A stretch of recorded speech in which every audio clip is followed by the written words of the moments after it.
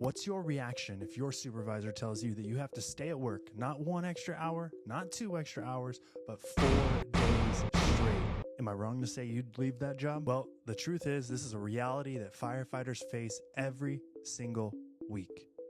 Welcome to part 2 of our series where we dive into the challenges of the schedule.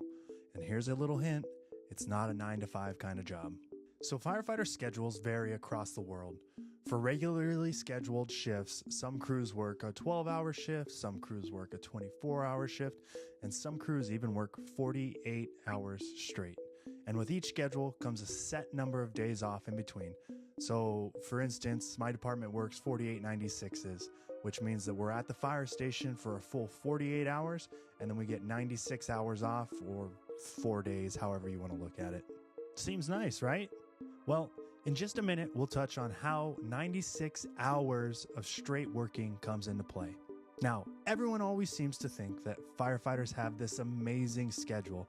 And yes, while there are benefits to the schedule like working only 9 to 12 days a month, depending on which work schedule you're on, it's nice. What people don't seem to understand is that we're stuck at the fire station for the entirety of these shifts. That means that there's no going home or taking an hour lunch break to get away from things. This means we sleep at the station, we work out at the station, we cook and eat all our meals at the station, and basically anything you do at home, we do at the fire station. It's our little home away from home. Now, I know what you're thinking. Where's the bad in that so far? Well, for starters, we have to be ready to go at the drop of a hat. Emergencies don't wait for convenient times either. So whether we're in the middle of working out or a shower or eating dinner that just came out of the oven, or it's the middle of the night and we're dead asleep, if those tones go off, it's time to stop what you're doing and go. So earlier I posed the question, what would you do if your supervisor told you you're forced to stay at work for up to 96 hours? Now let me explain what I mean by that. So fire departments have this thing called constant staffing, where the city and the fire department have basically agreed that firefighters will have butts in seats even if there's no one scheduled to work that spot. So what does this mean? It means that while you're at work, if they need bodies for one of your upcoming days off, the department can say, you're not allowed to go home and we need you to work. But Matt, can't you just say no and then go home? Yes and no.